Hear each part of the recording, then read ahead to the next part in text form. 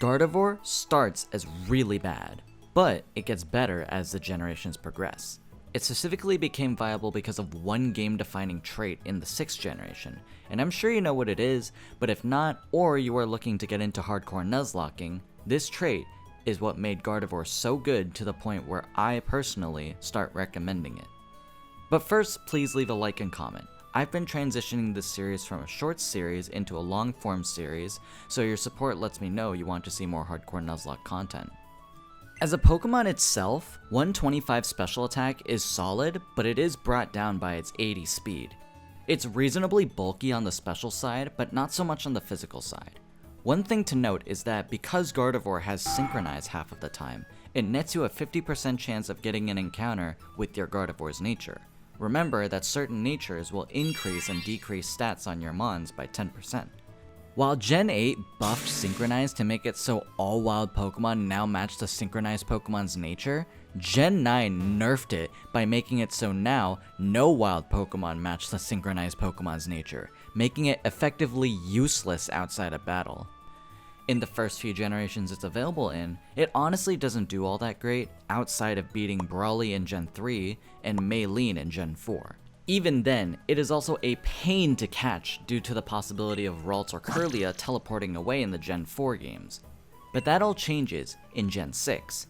That game-defining trait that I mentioned at the beginning of the video, that trait is the Fairy type, the best type in the game. And now that Gardevoir is a Fairy type, it suddenly destroys Karina and Drasna while also checking Lysander, though watch for his Iron Head Gyarados, Seabolt thanks to access to Thunderbolt, and, with the right moveset, most of Diantha.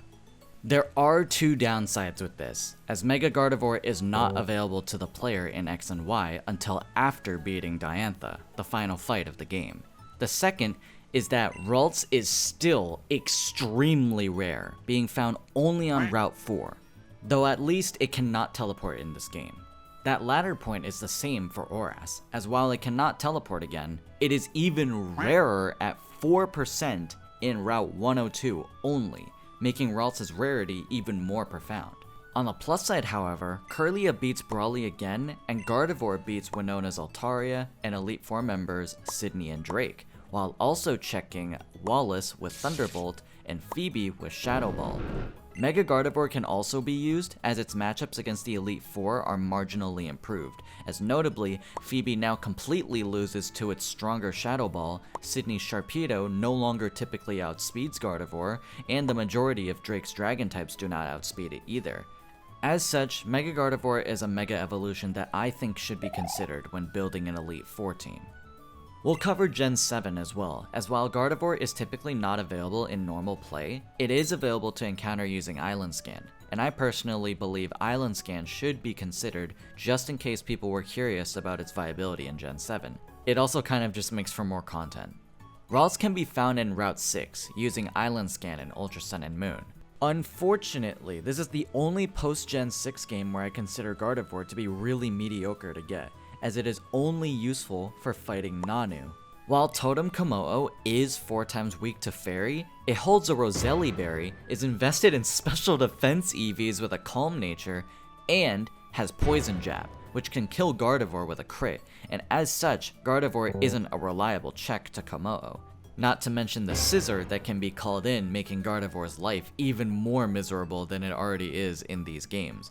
It isn't even worth bringing to the Elite Four either, as it can only reliably beat League How's Noivern and Crabominable. All this and no Mega Evolution potential either. Thankfully, Sword and Shield sees Gardevoir become more readily available in the wild area as a Ralts, albeit in foggy weather and being able to teleport away again. However, catching it means having a strong Fairy-type Calm Mind user that can beat Bia, Piers, and Winden Stadium Marnie, while also checking Hammerlock Raihan. Finally, Scarlet and Violet Gardevoir fares slightly better. It is once again rare, as it is only available in one area as a Ralts, that being South Province Area 1, but you can get a fixed encounter with it. Catching it means having good matchups against Titan Great Tusk, Grusha, some of Airy, some of Hassel, and surprisingly, some of both AI Sada and Turo. Overall, Gardevoir is pretty alright, with its peak being arguably Gen 6. Pre-fairy type, I wouldn't recommend it, but as a fairy type, it's really good. It is typically very rare, with the one outlier being Sword and Shield, but the reward value ranges from good to amazing, especially in Gen 6. Just don't get it for Gen 7. As for the one use of Mega Gardevoir, yeah, that's pretty good too. Let me know which Pokemon you'd like to see evaluated for Nuzlocke viability. Thank you so much for watching. Swampert is up next.